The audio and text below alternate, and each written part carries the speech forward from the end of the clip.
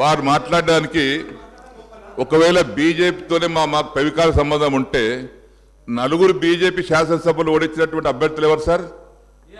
BRS party అభ్యర్థి ఓడించాం. 2011లో గౌరవ ముఖ్యమంత్రి గారు అన్నారు, 2011లో ఆ రోజు శాసన మండలికి ఎన్నిక జరిగితే ముగ్గురు టిఆర్ఎస్ శాసనసభ్యులు కాంగ్రెస్ ఓటేసినటువంటి మాట వాస్తవం. సస్పెండ్ చేసిండ్రు. కిరణ్ కుమార్ రెడ్డి కాదు, ఎమ్మెల్సీగా కాంగ్రెస్ పార్టీ రంగారెడ్డి పోటీ చేసిండు. టీఆర్ఎస్ తరఫున మహమూద్ అలీ గారు పోటీ చేసిండ్రు. నేను అప్పుడే మన ఇద్దరం తెలుగుదేశం పార్టీలో ఉన్నాం. దాని తర్వాత నేను బీఆర్ఎస్ పార్టీకి వచ్చిన.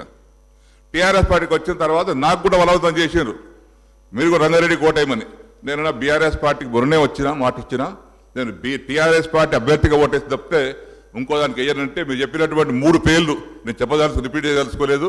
ఆ 3 పేర్లు లాలూచి పడి బీఆర్ఎస్ పార్టీకి అభ్యర్థికి వ్యతిరేకంగా రంగారెడ్డి కోటేసి రంగారెడ్డి గెలిపించుకున్నారు కాంగ్రెస్ పార్టీ. రెండవది తమరు అన్నారు సంబంధం బీజేపీ, ముఖ్యమంత్రి కావాలి, ముఖ్యమంత్రి మార్చాలంటే వారికి అవసరం సార్ అడగదాల్సి మేమే ఉండుంటాం కదా. నువ్వు 100 మంది అనుకుంటే మేము ముఖ్యమంత్రి ఎవరు చేయాలని చేసుకుంటాం, కానీ ఇంకెవరు అనుమతి మాకు అవసరం లేదు సార్. అది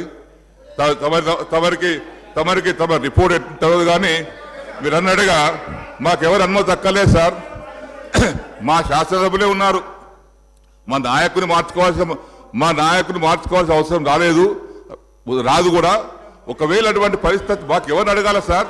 మేమే 100 మంది ఉన్నాం కదా ఇక్కడ పోయిన ప్రభుత్వంలో. దయచేసి బీజేపీతో మాకు ఎలాంటి సంబంధం లేదు. మాకున్నది ఫ్రెండ్లీ పార్టీ ఎంఐఎం పార్టీ.